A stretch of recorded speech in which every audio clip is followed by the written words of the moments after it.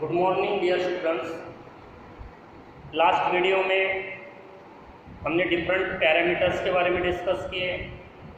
Radius vector, angular displacement, angular velocity, angular acceleration, centripetal acceleration, tangential acceleration, time period, frequency, ये सभी बातें discuss हुई। दो parameters के बारे में और यहाँ जानना जरूरी है सर्कुलर मोशन को समझने के लिए, वो है centripetal force and centrifugal force. अब इन पैरामीटर्स में पहुंचने के पहले थोड़ा जनरल डिस्कस कर लेते। न्यूटन्स लॉज ऑफ मोशन हम पढ़ चुके हैं, जिसमें पहले लॉ में ये कहा गया है कि कोई भी बॉडी अगर या रेस्ट होती है तो हमेशा के लिए या रेस्ट बनी हुई रहती है। अगर वो यूनिफॉर्म मोशन परफॉर्म कर रही है तो हमेशा के लिए वो यूनिफॉर्म मोशन ही कंटिन्यू करते रहेगी जब तक किसी भी प्रकार का एक्सटर्नल फोर्स उन बॉडीज के ऊपर एक्सर्ट नहीं होगा। इस लॉ में हमें दो पार्ट्स नजर आते हैं। ये बॉडी जो स्टेट ऑफ रेस्ट को मेंटेन करके रखती है और दूसरा जो फोर्स अप्लाई करना पड़ता है। अब ये स्टेट ऑफ रेस्ट या स्टेट ऑफ यूनिफॉर्म मोशन को मेंटेन करने की जो प्रॉपर्टी है उसको अपन ने कहा इनर्शिया, जिसके कारण वो एज इट इज रहने की कोशिश करती है और उस इनर्शिया के कारण ही वो स्टेट को अपोज होने से चेंज होने से अपोज करती है, इसलिए फोर्स अप्लाई करना पड़ता है। तो दूसरा पार्ट हो गया फोर्स। और इस फोर्स का मैथमेटिकल फॉर्म क्या होता है ये न्यूटन ने अपने सेकेंड लॉ में बताया, जिसमें ये कहा जाता है rate of change of momentum is directly proportional to the applied force. और इसलिए हमें एक रिलेशन मिलता है जनरल फॉर्म फोर्स का, force is equal to mass into acceleration. मतलब अगर हम फोर्स को जीरो लेते, मास को जीरो नहीं हो सकता, तो एक्सेलरेशन को जीरो होना ही पड़ेगा। यानी विदाउट द फोर्स एक्सेलरेशन नहीं रह सकता। और इसलिए फोर्स को अगर डिफाइन करना है तो हम डिफाइन करते हैं। फोर्स एक ऐसा फिजिकल पैरामीटर है, फिजिकल क्वांटिटी है जो एक्सेलरेशन जो जनरेट करता है, generator of the acceleration is called as the force. अब हम आ जाते हैं हमारे सर्कुलर मोशन। सर्कुलर मोशन में जब particle along the circumference revolve होते रहता है तो डिफरेंट पोजीशन पे उसकी जो वेलोसिटी है वो अलोंग द टेंजेंट अपीयर होती है। यानी कंटिन्यूअसली जो डायरेक्शन है लीनियर वेलोसिटी का वो चेंज होते रहता है। और ये अगर चेंज नहीं होता तो पार्टिकल सर्कुलर मोशन परफॉर्म नहीं करता। एग्जांपल के लिए चलते हैं, जब earth around the sun revolve हो रही है तो सन कहीं ना कहीं अर्थ के वेलोसिटी के डायरेक्शन को उसके सरकमफरेंस पे, उसके पाथ पे चेंज कर रहा है। इलेक्ट्रॉन जब रिवॉल्व हो रहा है न्यूक्लियस के अंदर तो न्यूक्लियस द्वारा एक्सर्ट होने वाला फोर्स कहीं ना कहीं उसके डायरेक्शन को चेंज कर रहा है, तभी वो सर्कल में घूम रहा है। और ये change in direction with respect to time change in velocity कहलाता है, और change in velocity with respect to time acceleration कहलाता है। मतलब इस फोर्स के कारण ये एक्सेलरेशन जनरेट हो रहा है। और इस एक्सेलरेशन के बारे में हम डिस्कस कर चुके हैं। अगर समझो फोर्स नहीं होता, थोड़ी देर के लिए अगर फोर्स नहीं होता तो डायरेक्शन चेंज होती क्या? नहीं। इसका मतलब सर्कुलर मोशन परफॉर्म करने के लिए नेसेसरी सेंट्रीपिटल, जिसको कहने वाले हैं अपन, फोर्स रिक्वायर्ड है। जैसे अर्थ और सन में वो ग्रेविटेशनल फोर्स है, अर्थ और मून के बीच में वो ग्रेविटेशनल फोर्स है, न्यूक्लियस और इलेक्ट्रॉन के बीच में वो इलेक्ट्रोस्टैटिक फोर्स ऑफ अट्रैक्शन है। स्ट्रिंग को अगर बांध देते, स्ट्रिंग से अगर किसी पत्थर को बांध देते रिवॉल्व करते हैं तो टेंशन इन द स्ट्रिंग है। टर्निंग पे कोई व्हीकल अगर मोशन परफॉर्म करता है सर्कुलर तो फोर्स ड्यू टू फ्रिक्शन है। ये डिफरेंट फॉर्म में होता है और इसको रियल फोर्स कहा जाता है। ये जो भी मैंने नाम लिए ये रियल फोर्सेस है, एग्जिस्टिंग इन नेचर, ये रियल फोर्सेस है। तो यहाँ जब वेलोसिटी का डायरेक्शन चेंज हो रहा है तो किसी न किसी फोर्स के कारण हो रहा है, और ये change in direction of velocity हमें सेंट्रीपिटल फोर्स देता है। न्यूटन के अनुसार बिना फोर्स एक्सेलरेशन नहीं होता, लेकिन यहाँ फोर्स है तभी एक्सेलरेशन नॉन जीरो है। और ये जो एक्सेलरेशन है वो along the radius towards the centre है, along the radius towards the centre है। और अगर फार्मूले में चलते हैं तो force is equal to mass into acceleration. Vector notation में इसको ऐसा लिखा जाएगा, सर्कुलर मोशन में ये सेंट्रीपिटल है, इसको हटा देते हैं तो दोनों के बीच में इस प्रकार का रिलेशन है, यानी इक्वल वेक्टर्स हो गए समझो। ग्राफिकली देखा गया, ये फोर्स वेक्टर, ये एक्सेलरेशन वेक्टर, मतलब दोनों का डायरेक्शन कैसे है, सेम है। इसमें से हमें सेंट्रीपिटल एक्सेलरेशन की जानकारी है, ये along the radius towards the centre होता है। दोनों फोर्सेस का डायरेक्शन, दोनों वेक्टर का डायरेक्शन सेम है। इसका मतलब इसको जनरेट करने वाला जो फोर्स है वो भी along the radius towards the centre है, इसलिए उसको सेंट्रीपिटल फोर्स कहा जाता है।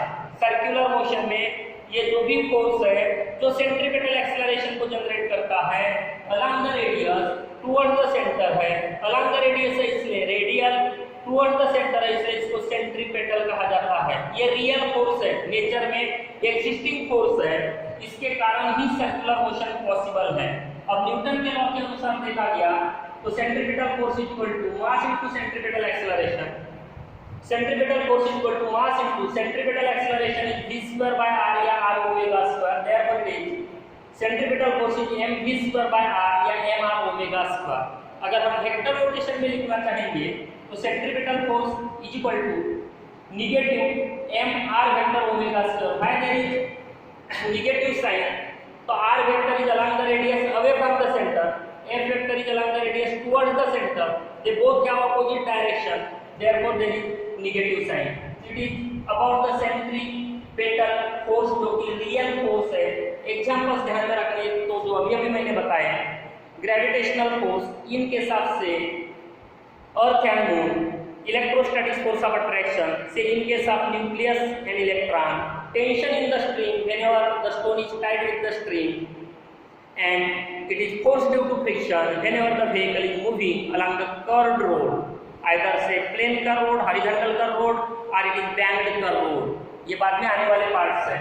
तो यह है सेंट्रीपिटल फोर्स। इसके साथ साथ एक और फोर्स सर्कुलर मोशन में पाया जाता है जो along the radius away from the centre appear होता है। Along the radius away from the centre, away, therefore it is called as the centrifugal force. It is not actually the imaginary force, क्योंकि इसका measurement possible है, but still it is called as the pseudo force because इसका जो existence है real force में हम नहीं बता सकते। एग्जांपल्स के लिए अगर बताना है तो बुक में जो एग्जांपल दिया हम बाद में आते, लेकिन एक एग्जांपल मैं दे रहा हूँ। जब बस टर्निंग लेती है, टर्न लेती है, उस टर्न पे हम बस में जिस सीट पे बैठे हैं, बस अगर सीधी चल रही है तो हमें किसी भी प्रकार की मूवमेंट नहीं मिलती, लेकिन सडन अगर बस ने टर्न ली तो हम अपनी सीट से थोड़ा बाहर की ओर फेंके जाते हैं। अपने बैठे हुए पोजीशन से हमारी पोजीशन हल्की सी चेंज होती है, हम पकड़ कर रखते हैं हमारी पोजीशन चेंज ना हो। तो ये जो चेंज इन पोजीशन है, यानी हमारी जो वेलोसिटी है with respect to time change होती है, वो अपीयर होती है along the radius away from the centre. यानी हमारे अंदर एक एक्सेलरेशन जनरेट होता है जो along the radius away from the centre होता है। और न्यूटन के लॉ के अनुसार अगर देखा गया तो फिर बिना फोर्स के तो एक्सेलरेशन नहीं हो सकता। फिर ये कहाँ से आया, तो वहाँ एज्यूम करना पड़ता है कि कोई ना कोई फोर्स तो होगा जिसने ऐसा किया, वो along the radius away from the centre appear होने से उसको सेंट्रीफ्यूगल कहा जाता है। बुक में हमें एग्जाम्पल जो दिया है वो मेरी गो राउंड का है। तो बहुत सारे लोग जब यहाँ चंपा षष्ठी का मेला लगता है हमारे आमगांव में, तो आप गए होंगे, वहाँ जो ऐसे चेयर्स रहती है या उड़ के ऐसे हार्सेस होते हैं उसके ऊपर बैठे और अपन ऐसे राउंड राउंड घूमते हैं। तो शुरू में जब उसको ऑन किया जाता है तो धीरे धीरे जब स्पीड बढ़ते जाता है तो आप एक्सपीरियंस करते हो कि आपके ऊपर एक फोर्स एक्सर्ट होता है जो तुम्हें अवे फ्रॉम द सेंटर लेके जाने की कोशिश करता है। ये फीलिंग क्यों आती है इनिशियल स्पीड में, जब स्पीड कम होता है? तो इसके पीछे कारण ये होता है कि उस पर्टिकुलर फ्रेम ऑफ रेफरेंस में मेरी गो राउंड के जो रियल फोर्सेस है उनसे ये जो फोर्स है वो मैग्नीट्यूड में ज्यादा होता है, इसलिए हम बाहर थोड़े फेंके ऐसे जाते रहते हैं, ऐसा फील होता है हमें। लेकिन कुछ समय पश्चात जब ये कांस्टेंट स्पीड से रोटेट होना शुरू कर देता है और आपने अगर आंखें मूंद ली हो, आंखें बंद कर ली हो, तो आपको ये फीलिंग आएगा कि आप घूम नहीं रहे हो, आप एक जगह पे स्थिर हो। आंखें अगर आपने बंद की यानी आप घूम रहे हैं, लेकिन आपको ये फीलिंग आता है कि आप स्थिर हो।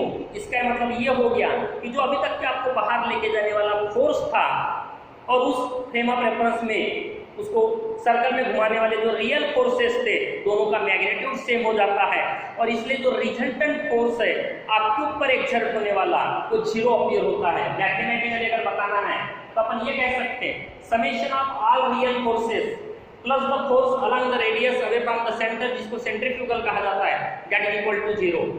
और इसलिए फिर हमें एक फार्मूला मिलता है centrifugal force equal to mr omega square. और वेक्टर रोटेशन में अगर हम देखना चाहेंगे तो centrifugal force in vector rotation is plus mr omega square. r is vector जो कि रेडियस वेक्टर होता है, along the radius away from the centre होता है, और ये भी along the radius away from the centre होने से यहाँ पॉजिटिव साइन आता है। ये जो सेंट्रीफ्यूगल फोर्स है ये नॉन रियल होने से उसको सूडो फोर्स भी कहा जाता है। ये सर्कुलर मोशन में जो हम डिस्कस कर रहे हैं along the radius away from the centre होता है, और इसलिए इसको सेंट्रीफ्यूगल कहा जाता है। बाकी मैग्नीट्यूड में देखा गया तो जितना सेंट्रीपेटल फोर्स होता है उतना ही सेंट्रीफ्यूगल फोर्स होता है। ये फार्मूला कैसे आया उसको समझने के लिए एक बार थोड़ा वही हमें एज्यूम करके चलना है कि जब मेरी गो राउंड कांस्टेंट स्पीड से रिवॉल्व होते रहता है, अगर हमने आंखें मूंद ली, आंखें बंद कर ली, तो हमें ऐसा लगता है कि हम स्थिर हैं। जब वो स्पीड अप होते जा रहा था तो ये फोर्स हमें अवे फ्रॉम द सेंटर लेके जा रहा था, फीलिंग आ रही थी हमें क्योंकि इसका मैग्नीट्यूड रियल से ज़्यादा था। लेकिन एक पर्टिकुलर इंस्टेंट पे जब स्पीड सेम कांस्टेंट हो जाता है तो ये फीलिंग आता है कि ये फोर्स कैसा है, यानी हम कैसे हैं, स्थिर है। इसका मतलब हमारे ऊपर एक्सर्ट होने वाला रिजल्टेंट जो फोर्स है वो कैसा है, 0 है। यानी कि summation of in that frame of reference summation of all real forces plus the force along the radius away from the center, यानी कि centrifugal is equal to 0, that gives us centrifugal force is equal to mr omega square, and therefore it is in vector rotation plus mr vector omega square। मतलब magnitude में अगर देखा गया तो दोनों forces centrifugal और सेंट्रीपेटल सेम अपीयर होते हैं, लेकिन जहां तक डायरेक्शन का सवाल है centripetal force along the radius towards the centre होता है, वही centrifugal force along the radius away from the centre appear होता है। तो ये कुछ पैरामीटर्स थे। इन पैरामीटर्स के बारे में थोड़ा बहुत हम पहले ही 11th स्टैंडर्ड के सिलेबस में पढ़ चुके हैं, लेकिन रोटेशनल डायनामिक्स में इनकी और ज़रूरत होने से इनको रिवीजन के तौर पे समझ के चलो कि इंट्रोड्यूस किया गया। इसके ऊपर प्रॉब्लम्स भी आ सकते हैं, ऑब्जेक्टिव्स भी आ सकते हैं, तो हमें ये फार्मूले करके तो भी एटलीस्ट ध्यान में रखना है। मैंने वेरी शार्ट इसमें अपने कोचिंग को ध्यान में रखना है इस चैप्टर के लिए भी। इसके बाद जो डिफरेंट एग्जांपल्स है सर्कुलर मोशन के वो हमें डिस्कस करने हैं, जो हम नेक्स्ट अपने वीडियोज में देखेंगे। जैसे मोशन ऑफ द व्हीकल है along the horizontal road, motion of the vehicle है along the curved bank road, motion in a death well जिसको मौत का कुआं कहा जाता है वो है। 2 टॉपिक्स अभी डिलीट किए गए हैं। एक था यानी स्पीयर जो है मौत का कुआं जो स्पेरिकल रहता है, मोटरसाइकिल रिवॉल्व की जाती है इसमें सर्कस में वगैरह, वो कान्वेस ब्रिज के ऊपर से अगर व्हीकल जाता तो ये 2 टॉपिक्स यानी इस साल के लिए रिड्यूस किए गए हैं सिलेबस रिड्यूस करने से। तो ये सभी एग्जाम्पल्स अपने को इसमें से पढ़ने थे, लेकिन कुछ एग्जाम्पल्स हमें पढ़ने हैं जो हमारे नेक्स्ट टॉपिक्स में आएंगे। लेकिन इन पैरामीटर्स को एक बार आपको अच्छे से पढ़ लेना है, ठीक है। ओके, तब तक के लिए bye, see you in the next video.